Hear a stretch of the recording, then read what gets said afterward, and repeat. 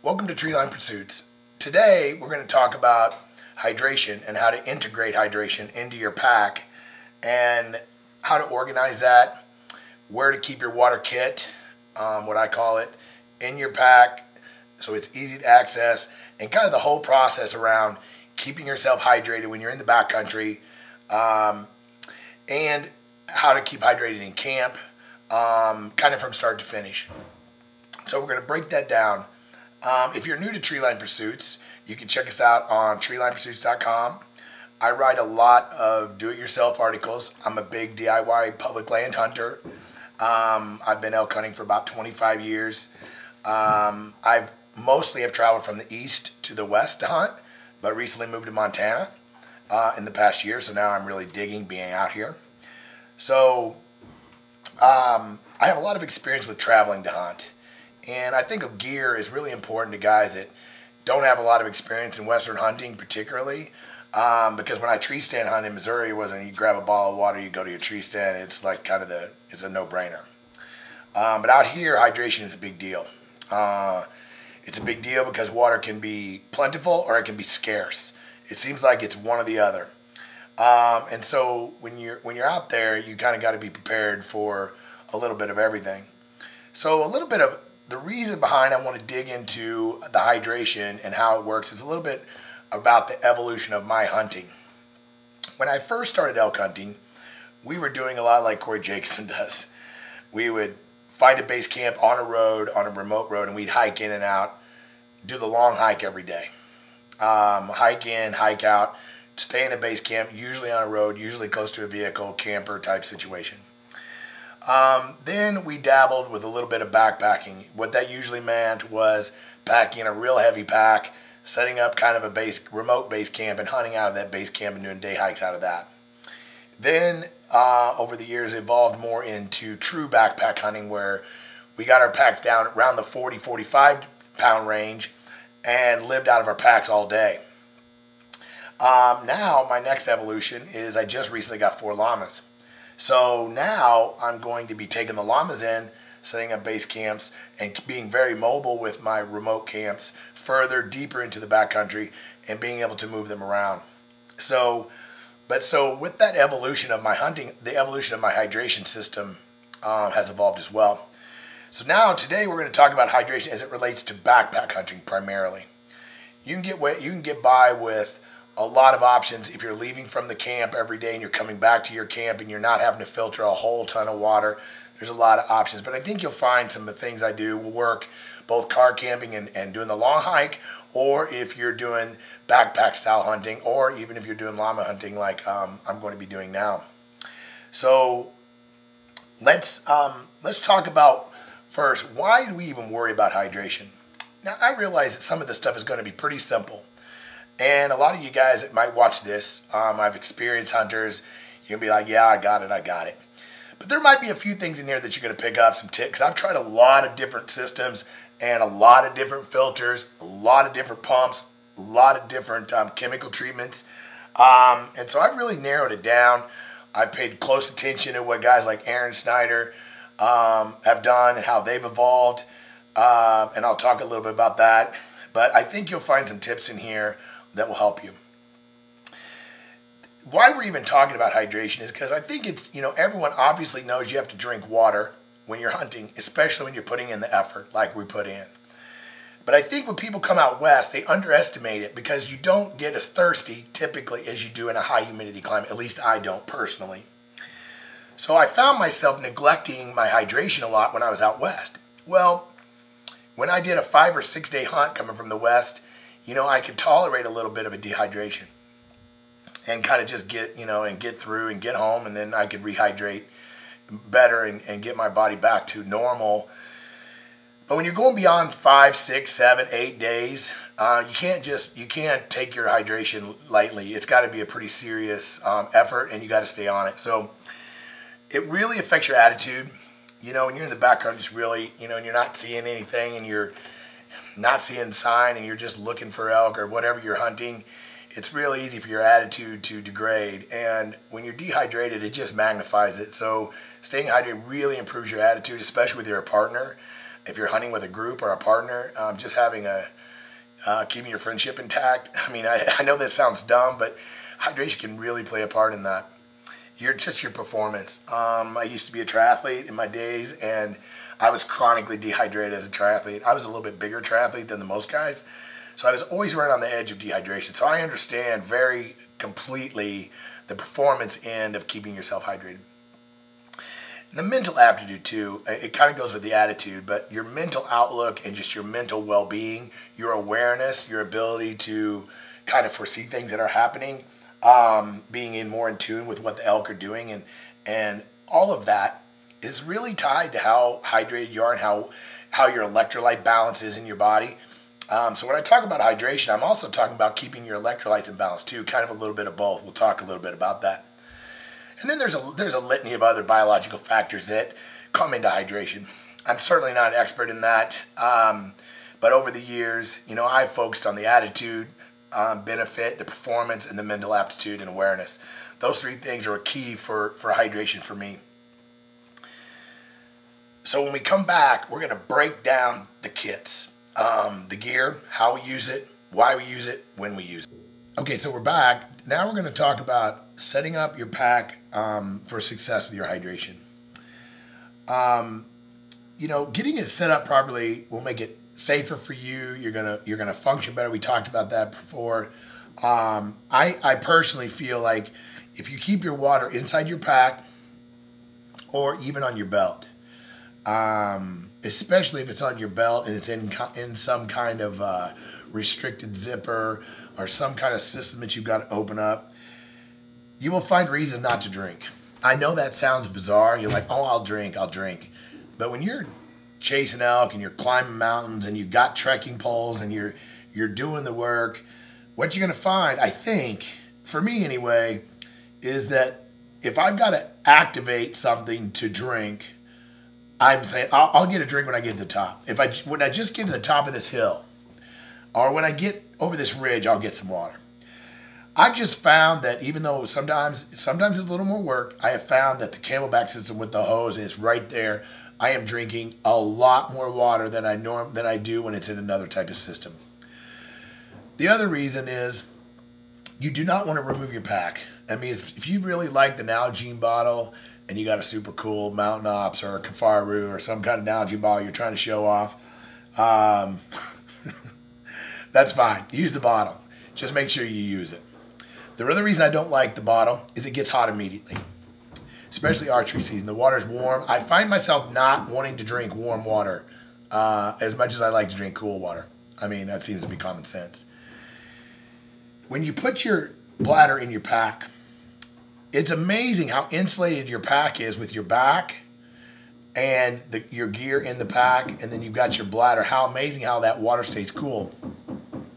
So typically what I do is you take a drink of it, and then when you finish drinking, you just blow the water that's in the tube, you blow the water back into your pack, and it stays relatively cool for a long time, virtually all day. I mean, I'll be honest with you. It is way cooler than when it's on your belt. If that doesn't bother you, again, this is opinion based.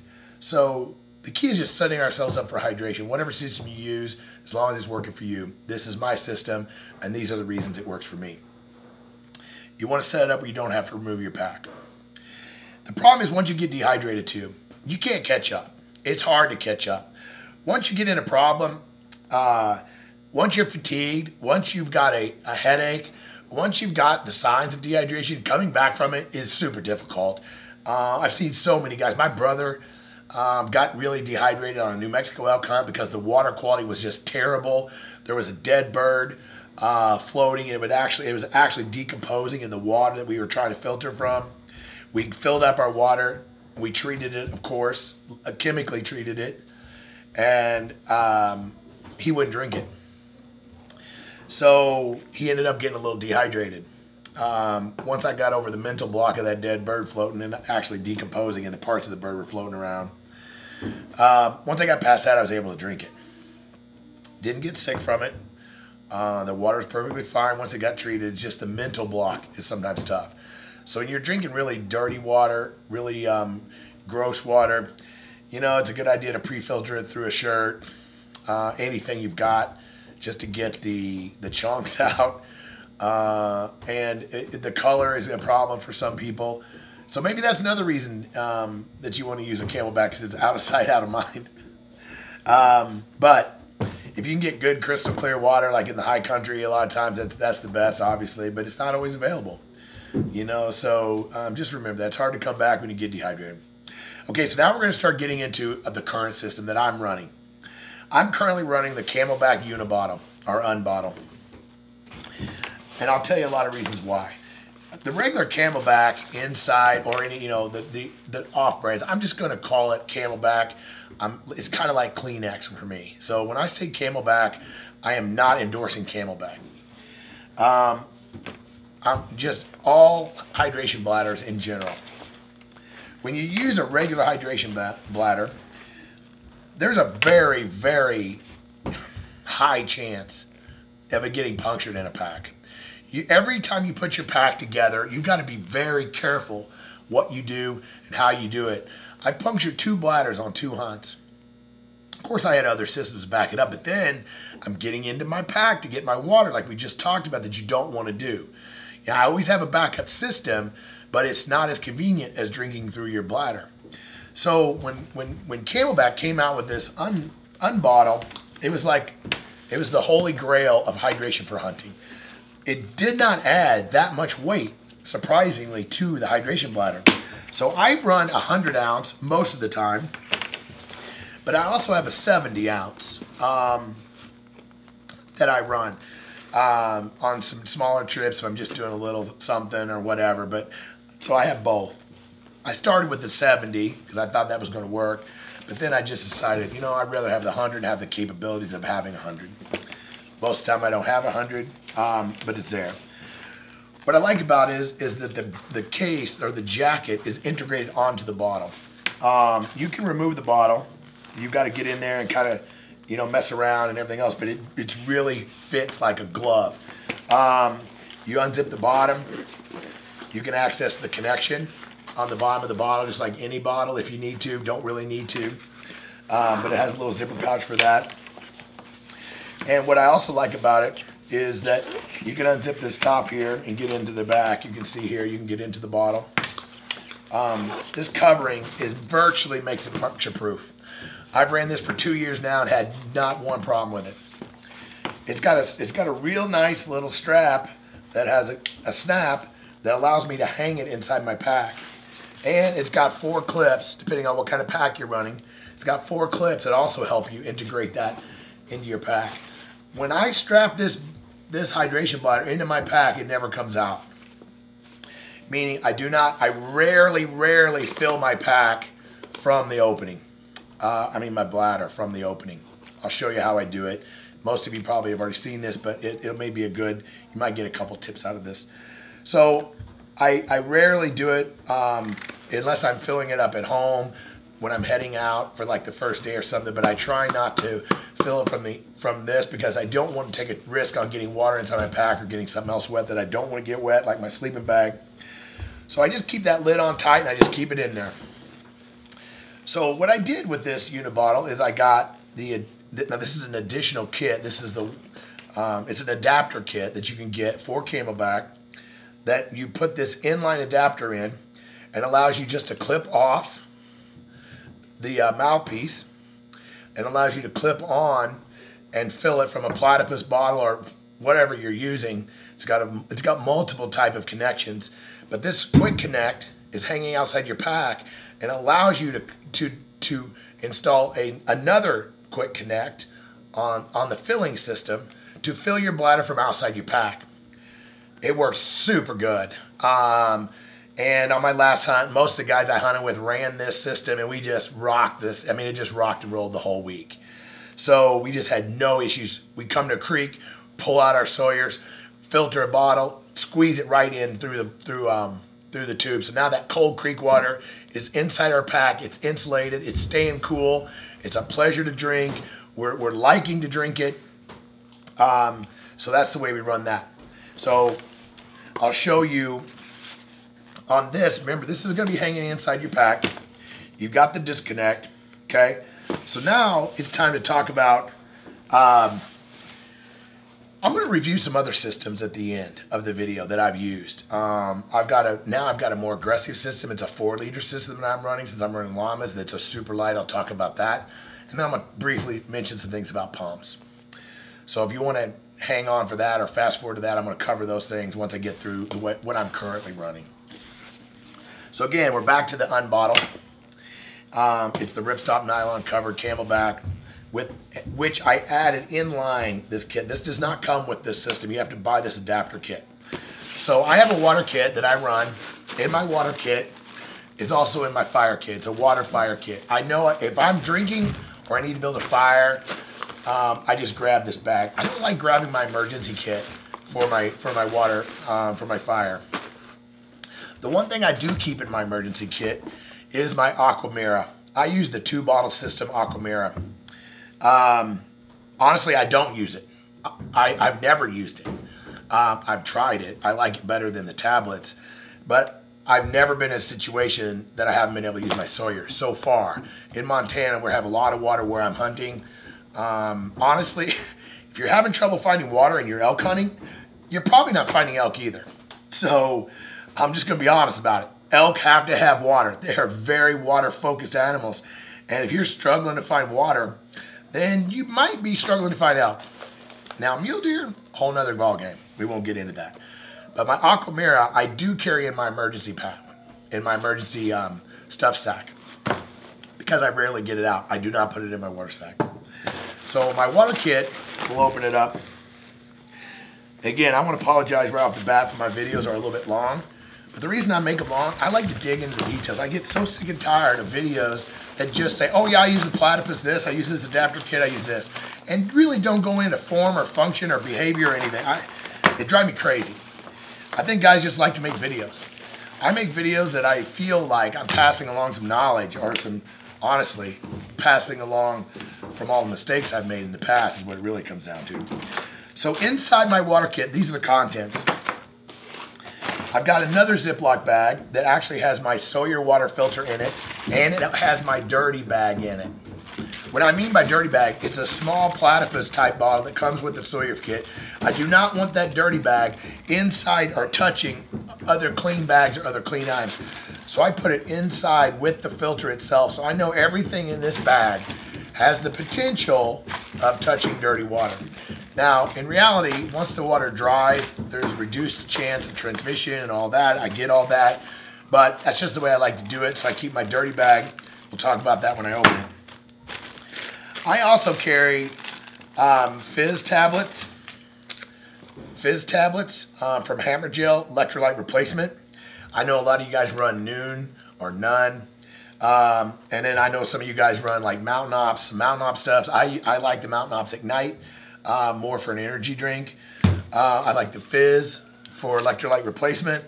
And then I run like the Crystal Light variety pack. Some of them have caffeine. I like to run those just for flavor and just to cut the...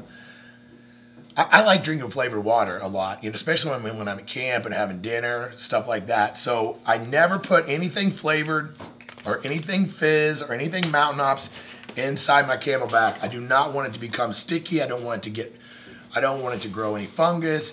So it's strictly water in my backpack Camelback system. And then inside that water kit, I've got a few things. I carry at least 3 Platypus bags. Now I know a lot of you are gonna be like, whoa, that's a lot of 2-liter Platypus bags. The reason I like to carry these Platypus bags is they weigh nothing. I mean, they weigh almost nothing. They're virtually puncture resistant, puncture proof. They're super durable. They fold up nice, small. Typically, when I find a good source of water, unless I'm camped on water, and even if I'm camped on water, you know, just the process of getting water and filtering it and everything, I like to keep a couple full Platypus ones at my spike camp. So I'll just keep 2 full at spike camp, and I'll keep the other one in my water kit so that when I do run across water, if I feel like I'm running a little low at camp, I'll fill up another one, and when I get back to camp, I'll exchange it out and put the empty one in my thing. So I'll cycle in 3 Platypus, try to keep 2 at camp. The reason I use Platypus bags and the reason I use the bags that come with the Sawyer is they have the same lid. and you'll see in a minute when we start using the adapter. It just makes life a little easier having the same lip. I know they have an MSR adapter. I've seen people using it. The Dromedy bags, however you pronounce that. You know, they have an adapter for that. And I'll probably start using those a little bit too. As you'll see at the end of this video, I'm going to review a couple of other water treatment sources treatment gear that I'm using. And so I'm using a combination of MSR and the Platypus connections. So again, those are the Platypus bags. I carry Vaseline coated cotton balls. They work great. They're super cheap. I highly recommend them. You can buy lots of other stuff, but it just seems to be tried and true. I keep a small lighter and I keep that. That's that simple for fire starting. Okay, so in my Sawyer kit, I do keep this in a separate bag. Main reason is if I get dirty water on the bag, dirty water in the filter, because there's going to be some left in the filter, I like to contain that in this bag, and I like to dry this bag out, you know, later. I just like, you know, you probably don't really have to do that, but I like to also, there's a couple small parts. I don't want to lose those when I'm on the side of the stream, which I've done. You know, 10-day hunt, you don't want to lose a lot of stuff. It gets to be real rough when that starts happening. So I like to keep it like that. My dirty bag is a small 1 liter Platypus. This is what I use to fill up with the dirty water. Water needs to be filtered. Hopefully it's not that dirty looking anyway. And I make sure that it's marked dirty all over it. I take a Sharpie and I mark, I don't know if you can see it, but I write dirty on it. I write a D on the lid so I don't get the lids confused. It's very important to keep dirty bag dirty, to me. Sometimes I don't carry this, but this is the backfill or backflow cleaner device to push water, clean water through your Platypus, reverse to clean out the filter, make it flow a little better. Sometimes I carry it, sometimes I don't. You got the Sawyer water filter itself. One thing I might say about this is a really great little unit. I love this thing. It does a pretty decent volume, especially when you're doing the squeeze method. It's really easy to use. Structure, I mean, it's a no-brainer. But if you're hunting in cold climates, these things are subjectable to freezing, and when they do freeze, the filter tubes inside can break. That's bad. So if you're going to be if there's any chance of it freezing, and you not knowing it or whatever, I mean, I would recommend going with another method, like we'll talk about at the end, using one of the other methods. But for bow hunting in September, when it gets down maybe too freezing, but not really hard enough to really freeze hard, I've heard of guys, you know, putting it in their sleeping bag, doing lots of things. That's great, but you have to remember it. One night of hard freeze with this thing not where it's supposed to be, and you don't know if it's working or not. That's kind of the one downfall of the Sawyer. Now, I haven't experimented with it yet, and I'm not a real fan of depending on my hydration with electronics, but I do really like the idea of the Steripen. Aaron Snyder talks about it a lot, and the Gritty Bowman, they're always talking about the Steripen. I'm a big fan of the Steripen. I love the concept of the Steripen, but I don't like the possibilities of it breaking. I don't like the idea it runs on batteries, and when that thing fails, if it would fail, you are switching to your Aquamarine, your synthetic treatment of your water, which is perfectly fine. I just don't like it. I don't like the taste of it. I don't like dealing with it. I'm glad to do it if I have to, but I'd like to stay away. So I'm still on the fence with the Steripen. I would probably be experimenting. The other thing about the Steripen is it's about twice as heavy as a Sawyer. So you can decide, but those two methods do have my attention. So you got your Sawyer filter. And then this is called the Sawyer Fast Fill Adapter Kit. This is what you have to buy. Before, when I mentioned the Quick Connect on my Camelback, which is right here, this Quick Connect, this comes with the Sawyer Water Fast Fill Kit, this inline connector kit, and then some other items. I'm not using all the items. I just use the items that I need to do what I need to do. So I'm going to go through how to do it. So you've got your little pop cap that goes on. Make sure you got the flow arrow on your Sawyer correct. But I mean, you could drink right out of this, so you could squeeze it and drink it right out of this. I typically don't do it. I keep it in my kit, but it's available. Okay, so when you've got your dirty bag, you're going to just take your dirty bag. You're going to screw it on. Once you get the water in it, you're going to screw it on to the Sawyer. No problem. Then you're going to decide what you're going to do. You basically have two options. Well, you got more than two, but you run two options. I'm either going to take this dirty water and I'm going to put it into a clean platypus bag, or I'm going to put it right into my bladder with the Quick Connect. So step number one, I'll show you how to put it into the Quick Connect. Excuse me. Okay, so it comes with this little adapter. It's got the male end of the Quick Connect. It screws right on the end. It's that simple. Then you just break the connection with, you push the little button and break the connection on your Camelback, snap it together, and then you squeeze down your water. I just do the roll method and squeeze it into your bladder, and then you can just quick disconnect it and repeat until you get it full. Again, 100 ounces. You know, I can put a couple of these in, and I'm golden during the day. You may have to put your finger over this when you do it because it does want to backflow, especially if you have gear in your pack and there's some pressure on the bladder. It's no problem. You get it, and then you reconnect your mouthpiece and your solid. The great thing about this, you don't have to remove your bladder. You're not taking too many chances on getting water on your gear in your pack. You can fill it in there. It's super quick to do, right at the stream side. It works amazing. So the next tactic is you've got your dirty water and your Sawyer, and you're going to fill up the platypus.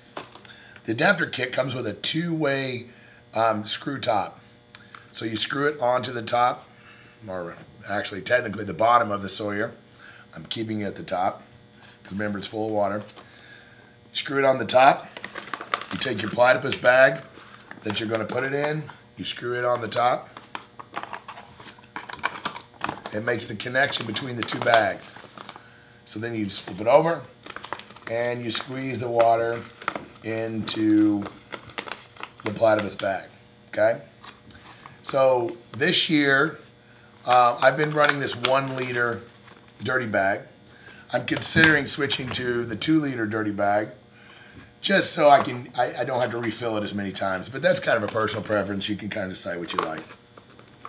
So that's how that Sawyer works, and that's how you fill up your, that's how you fill up your bladder and how you fill up platypus or, you know, anything else. I typically will use this pop adapter, the drinking adapter, if I'm going to fill up a Nalgene bottle or I'm going to fill up something else with it, just because it makes it easy to do. You can do it with anything. You can do it with this because it does flow through. It does not have a stop on it. And then that's it. That wraps up how that works. I'm going to wrap up this segment talking about the 2 other options that I have available in my water treatment process. I'm really basically real quickly going to cover. I do run a pump from time to time, especially on a big camp, extended camp, where we're going to be in for a long time, or from the vehicle camp. A Katadyn. I have a Katadyn pump system. It's just a simple pump. I really don't like these systems that much. You got to take the ceramic filter out. You got to sand it off, or use an abrasion pad on it to keep the the particles off. So it filters good. It's real slow. It's real mechanical. You got to be involved with the whole process. You can't just let it set and go. And so it's available, and I do like the Katadyn, but it is very heavy as far as water. I mean, this one right here weighs in at 1.5 pounds. Just the pump with no extra bags or anything. So Katadyn is one option I do have. The newest option that I've been running that I particularly like extremely well is this new MSR auto gravity flow system. And so it comes in a bag. It weighs about 0.8 pounds, so under 1 pound. And that includes, I added in a platypus bottle, and there is some water residue in this still from my last llama trip. So this kit, let's take a quick look at it and we'll wrap this up. Again, I'm kind of platypus bottle crazy, but I always have a platypus bottle in here in case I run this separately from my Sawyer so I don't have to transfer bottles. I like to be able to grab a kit and it's ready to go. It gives me a way to store some clean water. Another method to store clean water. This system can also run these dromedary bags. Pardon the pronunciation. I've had these bags a long time. These are 20 years old each. When I first started elk hunting, these were the bags I used to run all the time. They do work pretty well with this MSR system. So when I pack it with llamas, I may use these. Are a little heavier than the Platypus bags. But what I do like about them is they've got a larger opening. They've got a medium, middle size or medium size opening. And then they've got the little flip top on them, so you can use them like for a hang them up for a hand washing station, or lots of things. When you're cleaning meat, you can keep clean. I do like that.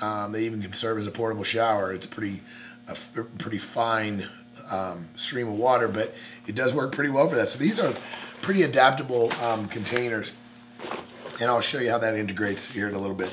So platypus bottle, the bags. It does come with the adapter for those bags. This lid, the hose, as you'll see, will connect right on this and hook right up to those bags. So the way this works is really great. I have the 4-liter version. They have a 2-liter version. Actually, this will hold more than 4 liters. If you're really careful about how you roll the top, when it's full, you can get about 5 liters in this thing, maybe even a little more. So basically, you just dip this in the water, you fill it up, you roll it up like a normal stuff sack. It clamps.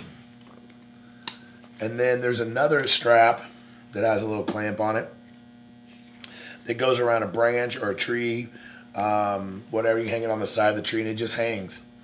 And it works off gravity. So once you set this up and get the hose in your bottle or whatever you're feeling, you can move on and do something else. That's what I really like about this system. It kind of just sets and works while you can accomplish some other tasks. Much like our Camelback, it's got the quick connect at the bottom. So it comes with a short hose to connect, and it connects onto there. So how you set this up first is you fill this water bag up. The water will not leak out this until it's connected. So you can hang this up, your dirty is hanging. Then you assemble the filter part. Very similar to the Sawyer. It's got an arrow on it with the flow. I put the short end on the dirty water side where it's coming from the bag, and the long end on the clean side. They've got them black for dirty, white for clean. I'm not sure how that really works. And then it's got basically like an IV cutoff compression sleeve there, so you can turn that, you can press that on so it will not filter water until you're ready. So you take your quick connect, it just connects right in like that.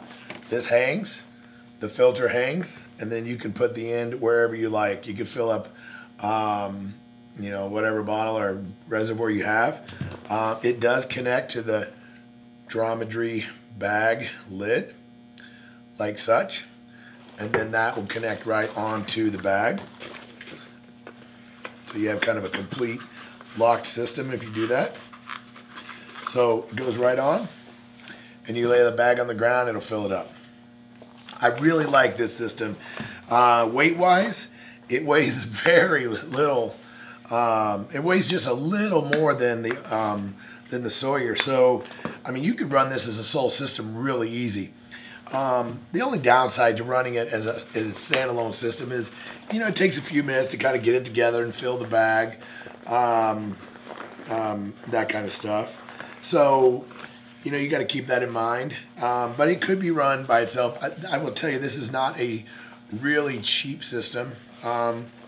It's a little over $100 for the system. It'll supposedly do 50 gallons, I believe. And then you have to buy a new filter, which is $50. So it's not the cheapest per gallon option for sure. But what I really like about it is that it can run unattended while I'm dealing with my llamas, or I'm setting up my tent, or whatever. So I plan on using this system more when I'm in camp and dealing with water while I'm in camp. So that wraps up the MSR auto gravity filter system that I've just got. I ran this a couple times. It's working pretty good. Thanks for watching Treeline Pursuits. I've got a lot more videos planned. It's August here in Montana, so elk season is coming up right around the corner. I've got a couple scouting trips coming up next week.